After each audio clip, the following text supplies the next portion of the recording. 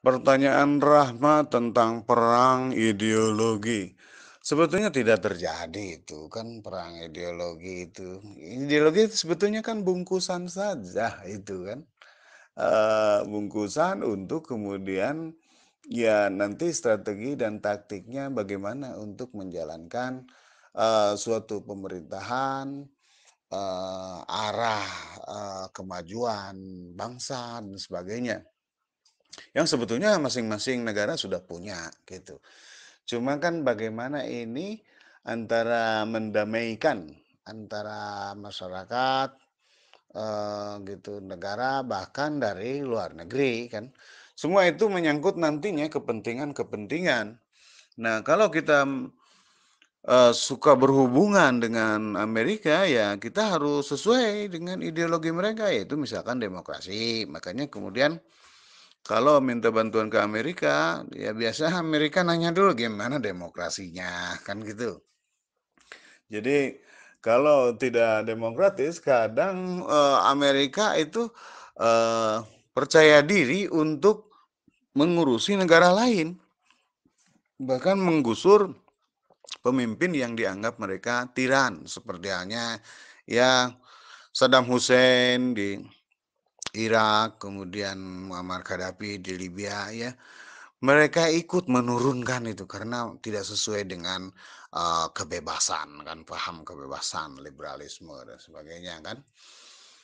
Jadi sebetulnya perang ideologi ini perang eh, perang PR lah kalau dalam perusahaan itu ya.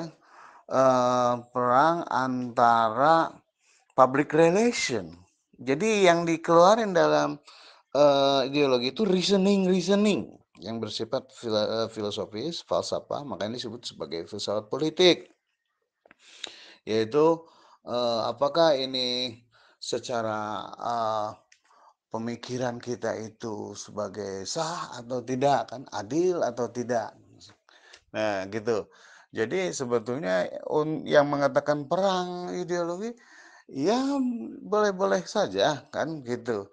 Cuman sebetulnya dalam prakteknya orang Cina sendiri yang komunis seperti halnya Deng Xiaoping ya, dia mengatakan bahwa eh, ideologi itu ya, ya Cina itu ya seperti halnya diibaratkan kucing kan, eh, tak peduli apakah kucing itu warna putih atau warna hitam, yang penting bisa menangkap tikus gitu kan. Nah jadi begitu. Apakah ideologinya mau disebut komunis, mau kapitalis, nggak ada urusan kan? Ya zaman sekarang-sekarang ini. Makanya Cina kemudian kelihatan ya RRC itu sekarang disebutnya kapitalisme negara, state capitalism kan, gitu. Karena negaranya itu ya berdagang dan sebagainya kan, mencari keuntungan, bikin produk-produk industrialis dan sebagainya kan. Seperti halnya HP, laptop dan sebagainya sudah banyak kan. Jadi perang ideologis itu sebetulnya eh, tidak begitu masif ya sekarang karena orang semua sekarang sama yaitu kepentingan ya kepentingan ekonomi terutama. Ideologi biasanya hanya untuk menyelaraskan semua itu kan karena ya itu berdasarkan dari ide-ide kan gitu. Nah, tapi itu penting karena manusia itu ada perasaan pemikiran itu harus selalu benar. Kan kalau merasa benar maka sah untuk dilakukan gitu.